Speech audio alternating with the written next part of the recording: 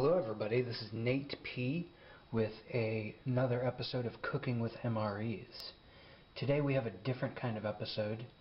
We are looking at a single component of an MRE, and that is the ever-famous MRE Pound Cake. Our recipe that's going to go along with the review is going to be a Italian dish, Italian dessert that I'm a big fan of called Tiramisu, but that's going to come later. Let's have a look at our one and only component that we're going to be using this week and we're going to be reviewing. That's MRE Pound Cake.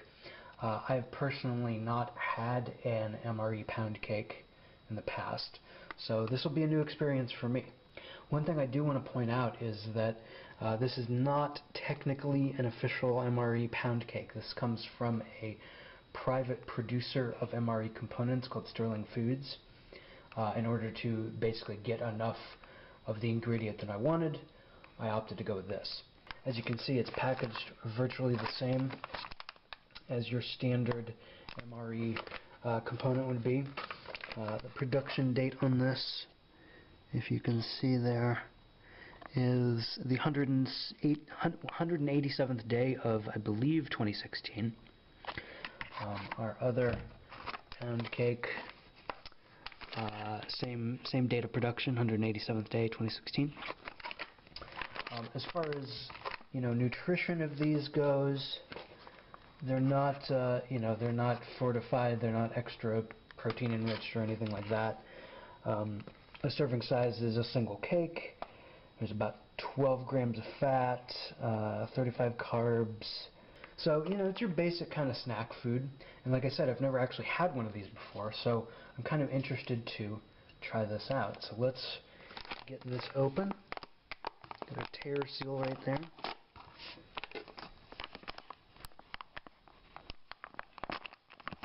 And I was kind of surprised that these aren't vacuum packed. I think I expected them to be, but any of you out there watching this, let me know. Should these be vacuum packed normally? So, taking a first smell of this, it smells very, very strongly of, it's got a real kind of cakey smell. It kind of almost smells like chocolate. It's not supposed to be. It's, vanilla. As far as I know, it's not chocolate chip or something like that. There we go, we got a nice pound cake there. And then, of course, the inside of what's left over. Got our little desiccant packet there. Same kind of smell. Smells very chocolatey.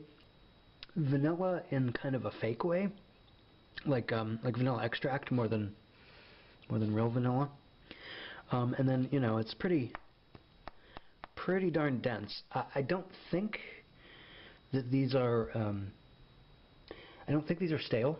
I mean, they're about a year and a half old-ish.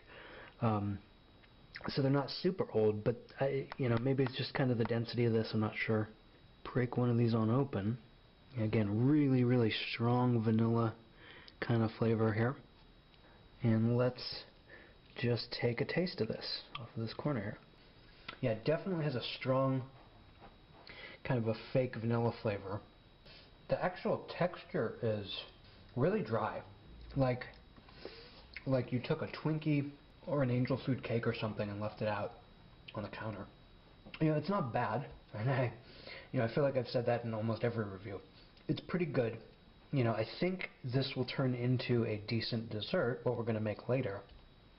But the texture is really, really, really weird. It's kind of mealy. Like, I kind of wonder if there's an almond flour or something like that in this. It doesn't quite have the texture of a cake. Ingredients here: enriched bleached flour, which is wheat flour, niacin. Yeah, I don't know, there's some kind of texture going on here that is not, again, it's not bad. I mean, I like it. It's really, really sweet. Almost has a weird, almost like a marshmallow flavor. Like, I want this to be marshmallow. That's odd. That's really weird. It's good. If this was in an MRE, if I had that like in the lemon tuna or something, It'd be amazing. It'd be a great dessert, especially with like some peanut butter or something on top of it. You know, by itself, nothing super amazing, nothing to write home about exactly. If this was chocolate or maybe cinnamon or something, it'd be even better. But it's pretty good. What we're going to do next is basically fabricate this into the main component of tiramisu, which is going to be ladyfingers. So the irony of this week's episode is I'm taking something that is supposed to be shelf stable and is supposed to not really get stale, and I'm going to make it stale so that we can make this dessert. So let's move on next to the fabrication part. So here we are with our unfabricated pound cake, and what we're going to be doing with this next is turning it into what will essentially be lady's fingers. So we're going to take our pound cake here, and what I want to do is try to cut this on the bias, sort of cutting at an angle so I have the most surface area to cake ratio, because this is kind of thin, and if I just cut it straight down it'd be kind of little flimsy pieces. So I want something kind of cut like that, so you get a nice wide area there. Eventually these will get dried out, and then they're going to get soaked in bourbon, and then we make kind of a cake out of this. So I'm going to cut these up next, and we'll move on to the next step.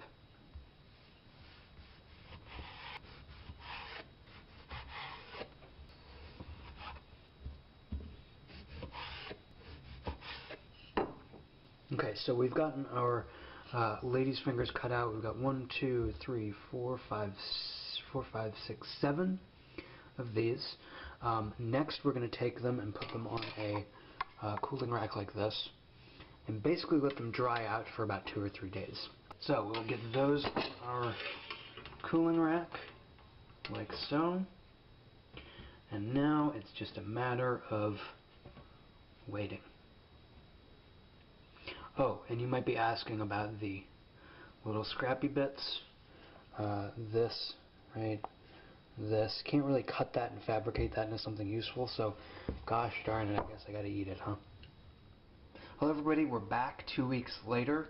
Through the magic of television, our MRE lady's fingers have dried out very nicely. You can hear how dense and dry they are. So what we're going to do next is take these lady's fingers, we're going to layer them into a casserole dish. The reason I'm using a round one like this is because, well, it's cool, I like it, it's my grandmother's, but I need something deep enough that I can get a couple of layers. So we're going to layer the lady's fingers in a circle around here. Then we're going to take a filling mixture made of ricotta cheese, brown sugar, coffee, and a little bit of bourbon. We're going to mix that up, and then we're going to layer that on top of the lady's fingers, put another layer of lady's fingers on top of that, then we'll stick the whole thing in the fridge for a couple of hours, and then we're going to try it.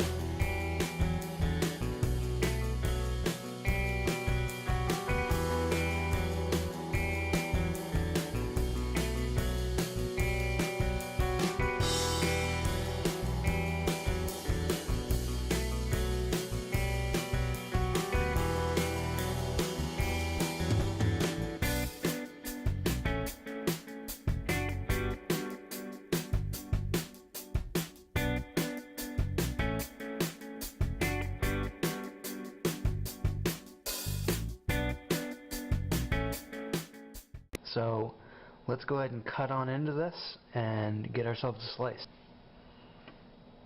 So cutting into this, the pound cake still seems pretty dry, which is not necessarily a bad thing, but I think I was expecting something a little bit more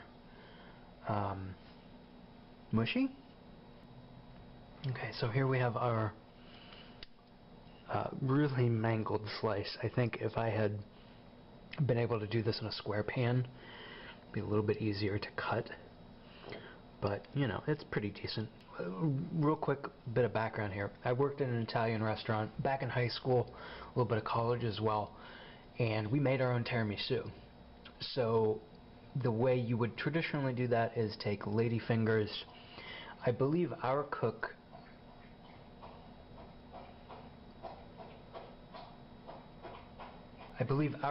would soak the ladyfingers in a little bit of coffee and maybe amaretto, and then add an egg, cream, sugar, kind of whipped topping, and basically layer some of the ladyfingers.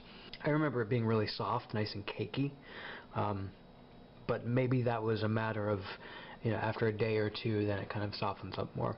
Go ahead and have a look at this. Looks really nice. And let's give it a taste. You know, that is really good. It is... I can't decide if this tastes like MRE cake or not.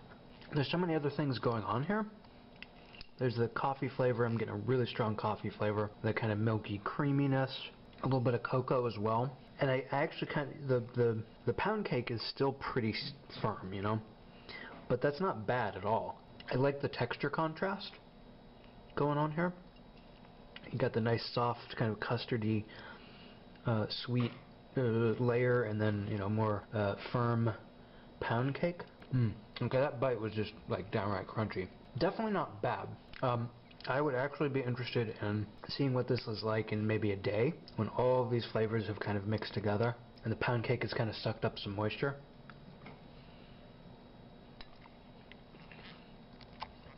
But yeah, this is really, really good, I gotta say. Oh man. Well, there you have it, guys. MRE Pound Cake turned into tiramisu. Definitely worth trying if you're into kind of a weird recipe with an interesting component. The pound cake definitely acts like a dried ladyfinger. Totally works with this kind of recipe. I'll be putting the recipe in the description in case you guys are interested. So that's it for this episode. A multi-day process. Definitely worth the wait, and something I've never actually made before, so for my first go-around, I think it turned out pretty good. So I don't know when my next episode is going to be out. I've got a shipment of 6 MREs coming in the next week or so.